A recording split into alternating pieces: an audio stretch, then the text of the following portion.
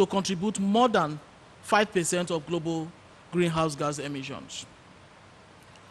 The Africa Waste Initiative proposed by the Egyptian government, which aims at treating and recycling 50% of the waste produced in Africa by 2050 as a way of catalyzing both adaptation and mitigation solution, is a step of utmost concern, given how the waste sector is contributing strongly to the global climate crisis.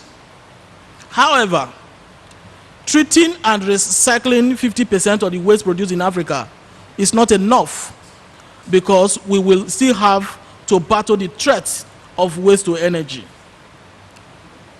We will still have to battle with the negative impact associated with the waste dump site and disposal site in Africa.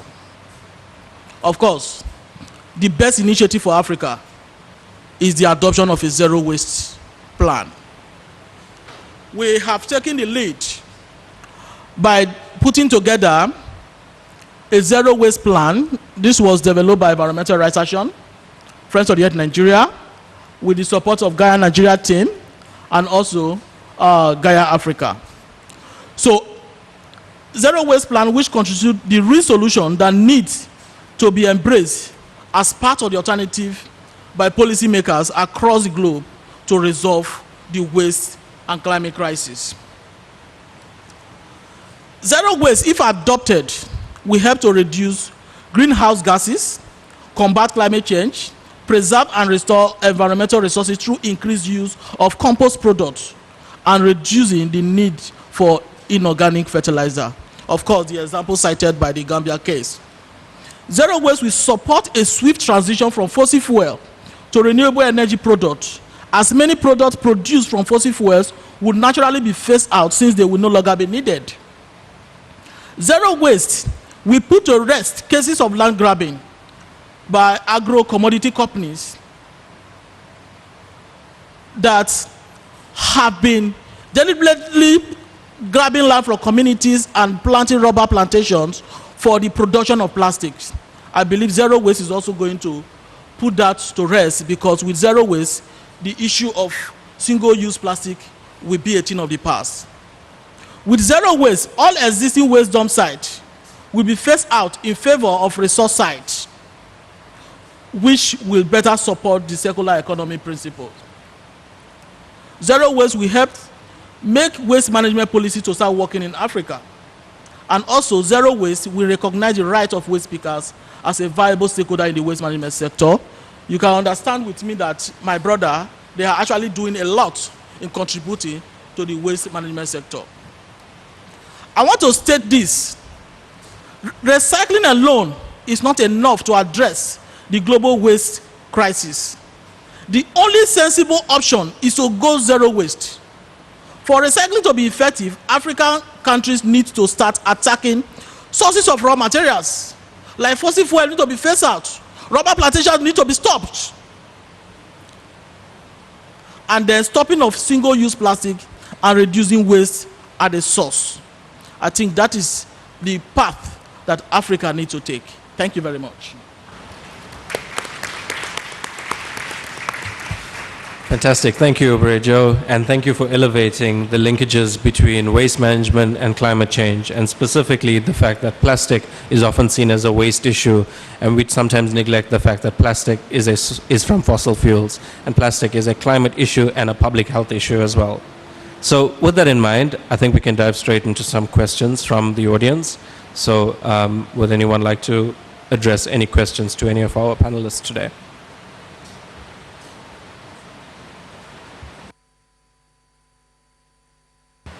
Yes. Oh.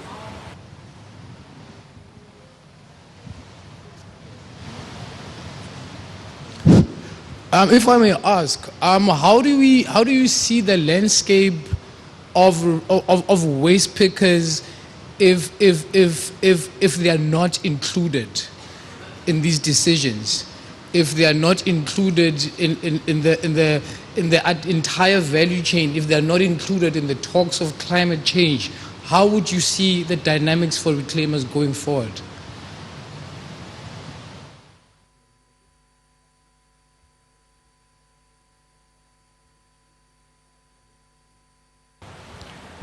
Our rule, if it is not taken into consideration, it can cost a lot of time, and this is important to Egypt for 2050 fast. And if we neglect our role as garbage pickers, we will need to train other people, and they will not as qualified as we, because we are doing this. We love our job. We love to recycle. Why do we avoid us and we get other people? Can you imagine how much money we need to train people to collect and recycle? And why do we start from zero and we have already our community that became a teacher of the job? It's okay?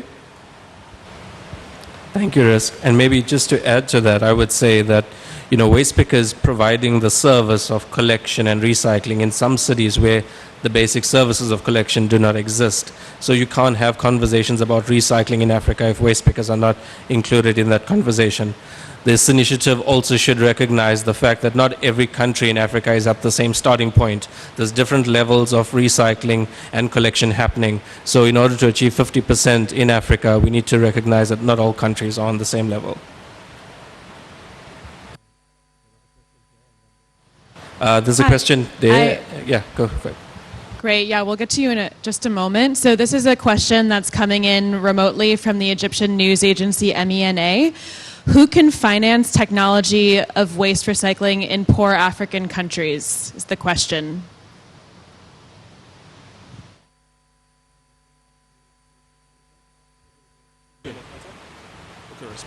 Well, I think, first of all, in the end, our problems are our problems. So we have to look internally to find funds first. But then externally, like you have organizations like CTCN, which are responsible for technology transfer, etc. So I think those are some areas the Gambia has been working with them towards getting some form of technology transfer. Because in the end, we're working towards reducing mitigation, whereas for Africa, it's not really our problem. Waste is an issue, yes, but adaptation is more of a challenge for us. So I think when it comes to taking extra steps, we would need support from our development partners, such as CTCN and other UN bodies to ensure that finance is available. Thank you. Fantastic. There's a question here first and then there. There.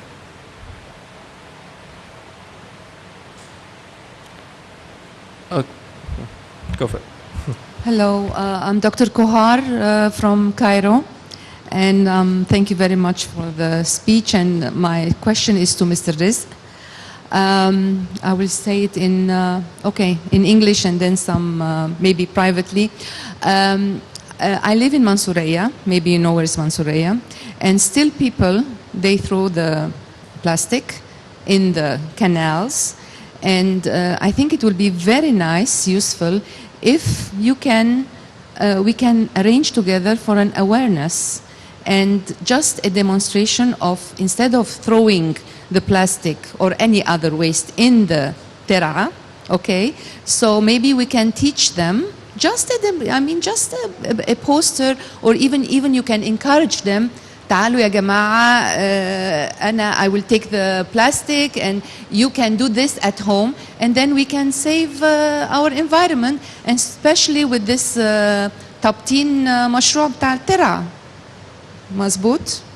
So maybe we can arrange something in my area. You are right. I am ready to help, and we need plastic. We don't want to see plastic in the water canals, or you can imagine that PET bottles now, it's 12 pounds each kilo. The price of bottles, 1 kilo is 12 pounds. So it's a big loss for us to see our material that we need to recycle thrown in the water. I will cooperate with you and try to solve this problem. And thank you. Thank you. Great. Thank you for the question. And awareness is quite critical, and it's also important, with plastic blocking drainages, it's also impacting the resilience of cities and having exacerbated flooding in a lot of cities across Africa as well. We have one more question here in the front. Thank you very much. My name is Bai Ibrahim Cham. I'm an environmental journalist from the Gambia. My question is to Babacar Zaidi Jallow, the Deputy Permanent Secretary of the Ministry of Environment. I've actually made a story on the Barkote dump site, which is the biggest landfill dump site in the Gambia. And when I was making that story, I realized that there were scavengers that actually work there, and they recycle, zinc, copper, aluminium, and things like that. Some of them even use cooking pots, use the zinc and these other metals to make these type of pots to cook. What I realized that was the scavengers don't have any type of equipment or PPEs to actually guard themselves, and they use these type of mechanisms to melt it and make these pots, and they inhale these kind of smoke. I know that the Barkote dump site project is under the KMC and not under the Ministry of Environment, but as a Ministry of Environment, what kind of mechanisms can you put in place to actually protect the scavengers who work at the Barkote dump site? Thank you very much for that question. I think one of the things that is being done is with regards to the Canifing Environment Transformation Program is not just securing the dump site, but also supporting those scavengers or waste pickers who are in the area. I think there's a program designed that is going to be implemented with regard to giving them capacity building and awareness to identify waste that are both hazardous and dangerous, and also register all these people so that they can now be provided with the required protective equipment that would support them. So I think this is an initiative that has started under the transformation program and will be implemented over the next 5 years or so. Thank you. Yeah. Okay. Thank you for all your questions, and I just want to thank our panel today. And if there's any further questions, you can please feel free to connect with any of the panelists offline. Thank you. Thank you so much. My name is Ayumi from FOE Japan. I will talk about Japan. Japan has been the world's biggest LNG importer for many years until quite recently. It has a pride to be so and trying to expand gas market in Asia. Japan has also been proud of being the first country to set a national hydrogen plant. These things are nothing to be proud of. What the Japanese government must do is to end their dependence on fossil fuels.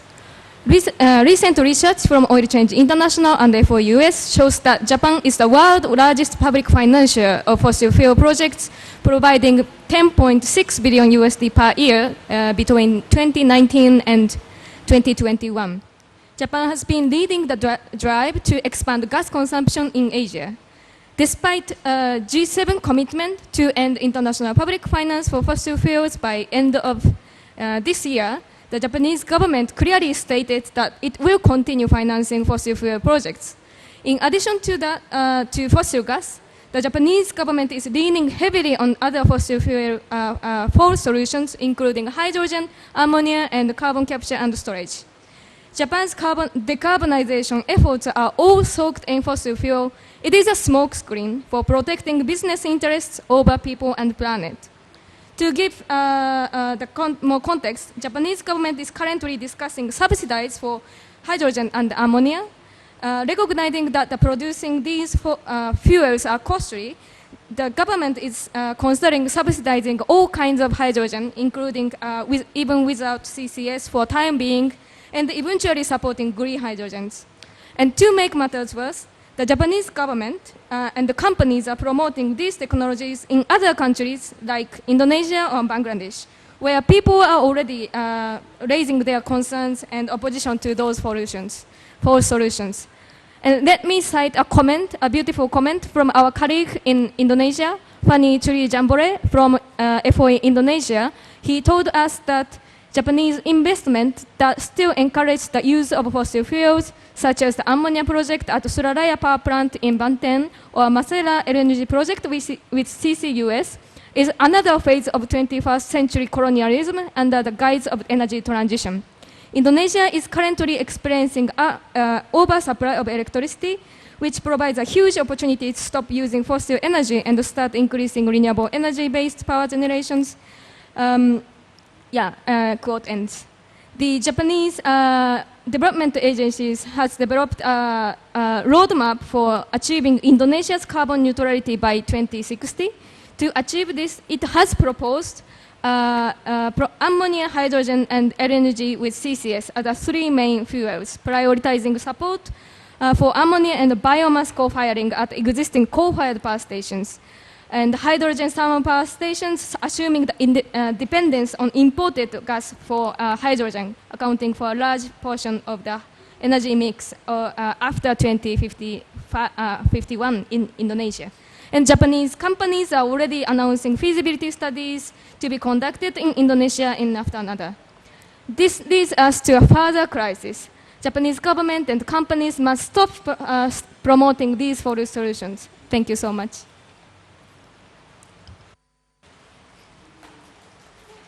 Thank you. Imad will speak in Arabic with translation. شكرا سيد الرئيس على إتاحة الفرصة. شكرا للشبكة الدولية للعمل المناخي. شكرا للشبكة الدولية للعمل المناخي. ومداخلتي تتعلق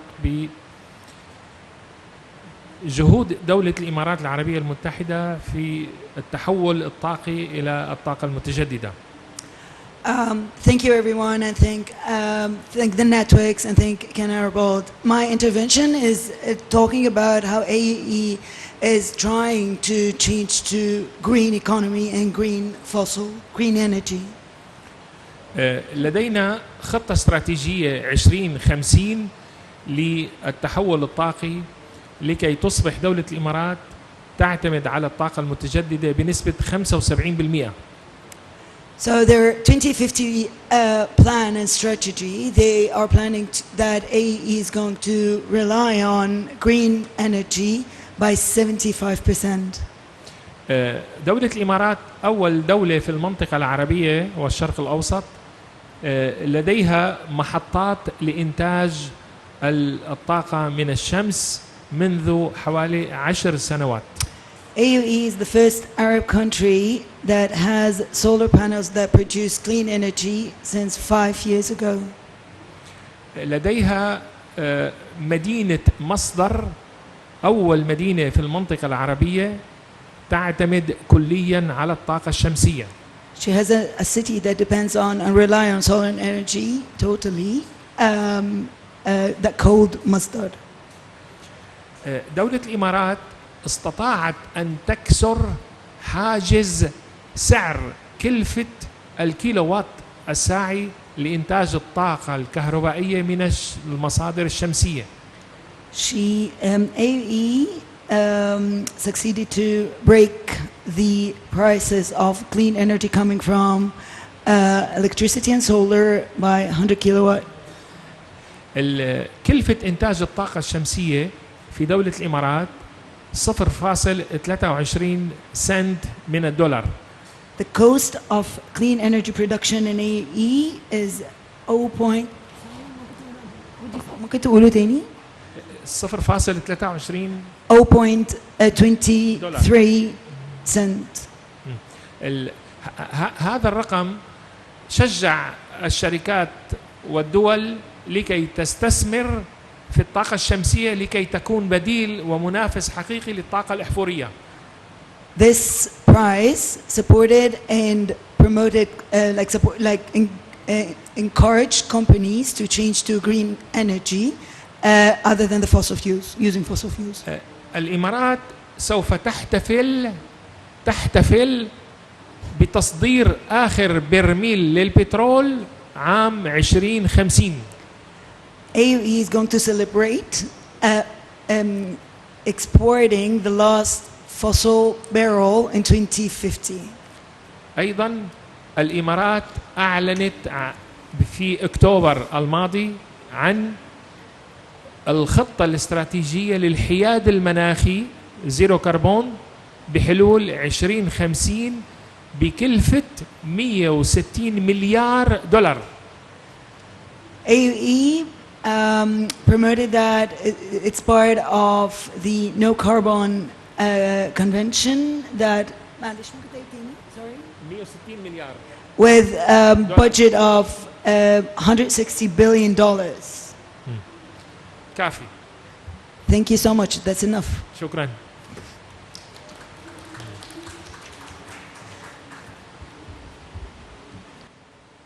Richie? Thank you. Yep, Richie Merzian from the Australia Institute. Gone are the days of climate denial, and here are the days of climate delay. Fake solutions like carbon capture and storage, like hydrogen made from fossil fuels, like dodgy hot air carbon credits. They delay climate action. They put 1.5 degrees further out of reach. And let me give you one concrete example from my country in Australia. And I'm fortunate enough to have a senator from this state, Senator Cox here, who's fighting this very same project. Chevron, the big oil giant, has the largest carbon capture and storage project in the world in Australia. And it has failed. In 2016, it was supposed to start reducing emissions. Nothing. Nothing in 2017, nothing in 2018, and in 2019, when they finally got it working, it broke down. The result was a whole year's worth of emissions, the equivalent of a full year of domestic aviation emissions, as a result of the failure of carbon capture and storage. Was there any penalties? No. If anything, they have failed upwards. Now Chevron wants to become an exporter of CO2, bringing CO2 from Asia to sink it into Australia. Another delay, another false solution. Over 4 billion Australian dollars, 2.6 billion US dollars committed to carbon capture and storage, and no fully operational site in the country. And most carbon capture and storage sites around the world are used to enhance oil recovery. That is, to get more oil out of the ground. These are false solutions that are being sold to us here in the COP right now. For those who are in Glasgow, they might remember that over at the Australian Pavilion, the gas giant Santos rolled out its carbon capture and storage display for all to see. These are fossil fuel giants that I have will their try and honor the promise to hand out these balloons to excellent participants. Thank you, Flavia. Thank you, Boholo. But now we'll sink our teeth into what it actually looks like. And so we did it with balloons. Our first pair of experts and practitioners are actually doing aspects of this in their day-to-day life. So I'm going to ask Nick and Anoki to come up.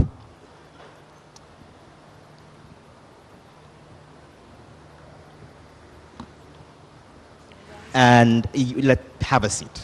I think we're having a conversation. And I don't know if we have name cards for you both, because I was hoping that, well, Nick Hughes, 4RD, Anoki Parekh, Yellowwoods, you are sitting in two seats. Nick, you're taking that rudimentary definition of what needs to happen and turning it into something real with technology. And Anoki, you're on the other side of that track. Saudi Arabia. This is an opportunity for Australia, a wealthy industrialized country, to demonstrate that you can transition away from fossil fuels, that you can get rid of false solutions. Thank you.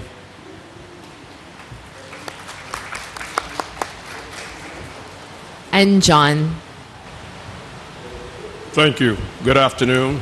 John Beard from Port Arthur, Texas, USA, home of the Port Arthur Community Action Network. And with President Biden coming here on this Decarbonization Day, I've only got one thing really to say about that. You cannot decarbonize by recarbonizing.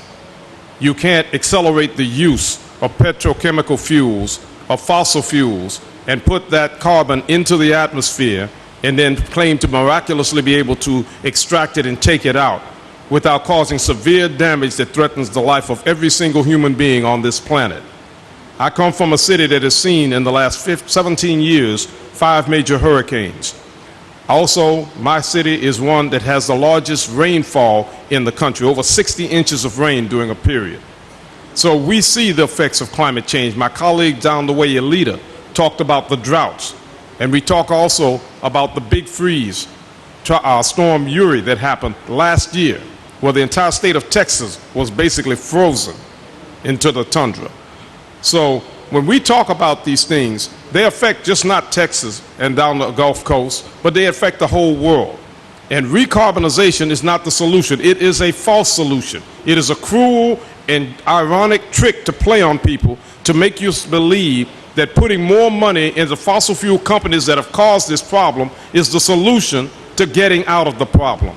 They are going to only make it worse. They have not done anything to solve that problem. and they are going to continue to make it worse at the peril and risk of us all. So what we want to do, what I want to do, is call on the President to call for a true climate emergency and to use the powers of his office and the powers that come along with it to be able or to enable the country to accelerate its transition to clean, green, renewable energy. There's only one way out of this, and you can't do it by doing more of the same things that got you into the problem in first place. We have to decarbonize by not putting carbon into the atmosphere to begin with. We love to say, keep it in the ground. Well, President Biden, keep it in the ground. Let's turn this thing around. Let's decarbonize by speeding up the transition to clean, green, renewable energy to save not only this planet, but every single living person on it. Thank you. Thank you to all our speakers. We have a few moments for questions.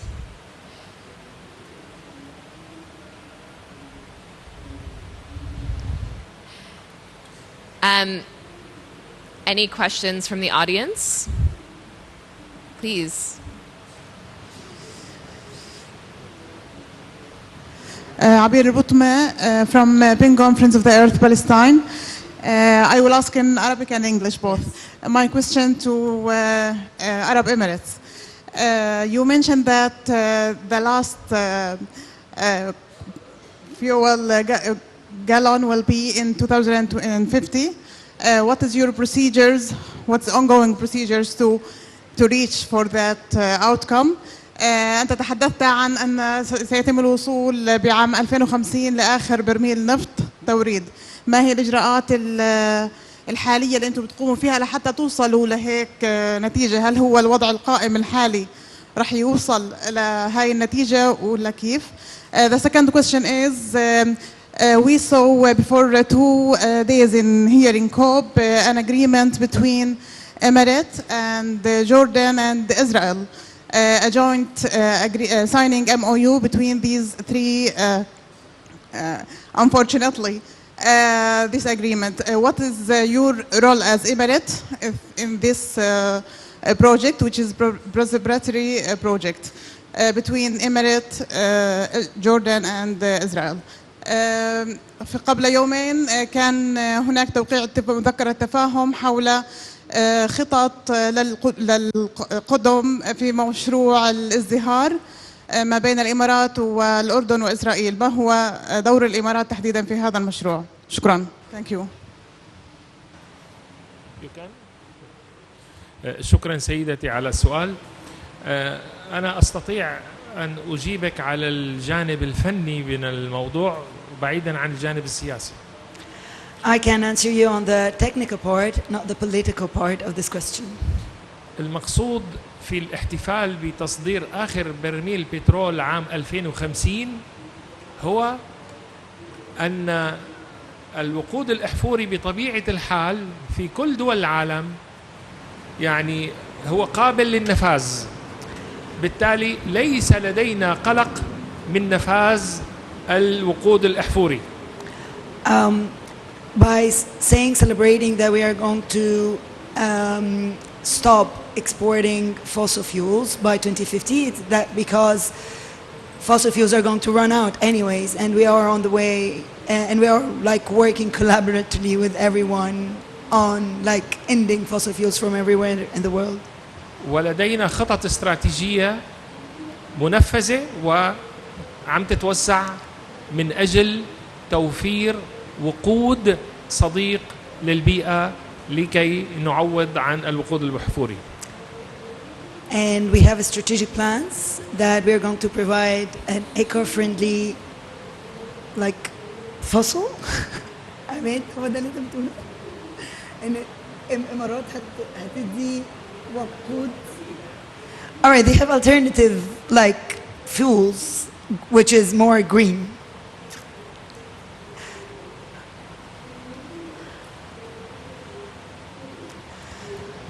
I have a question here from Financial Times about how much opportunities do oil and gas companies get at COPs like this to present and talk around decarbonization events. She would like to know how much they influence events at COPs and what do you see them doing here? All right, maybe I'll comment on that quickly. So it's nothing new that we see oil and gas lobbyists at COP. It is the case, however, that we are seeing more of them here this year than in previous years, and that we are seeing them infiltrate the negotiations to a larger extent than we have seen in the past. For instance, conversations around the global stocktake had the presence of representatives of that industry at roundtables and world cafes. We are also seeing an official platform given to oil and gas interests by our presidency that is fairly unprecedented in my experience. I've been going to 7 COPs, and if there are others on the panel who have seen this kind of thing before, please correct me, but I have not seen such an emphasis on oil and gas presence given by a presidency in the past. Like I said, we have 3 separate events on decarbonizing gas from the Egyptian presidency on Decarbonization Day today. Anyone else on the panel want to chime in? Go ahead.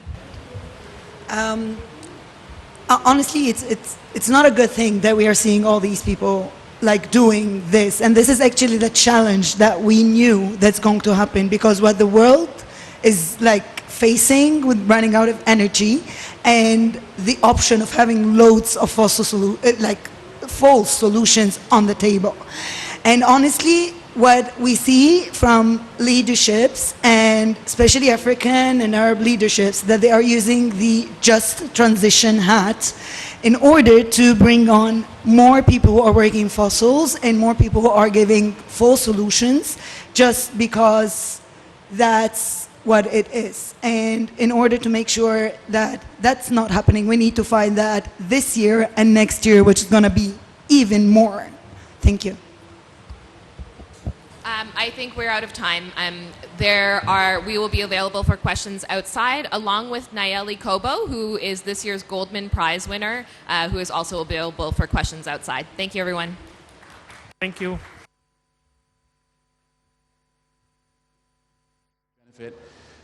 In this space, the team can talk a little bit about things like permanence, which you mentioned, James. So lots of space for projects to put information on the portal. If we go to the next screen. But let's go further than that. Let's live this dream that we can see the data on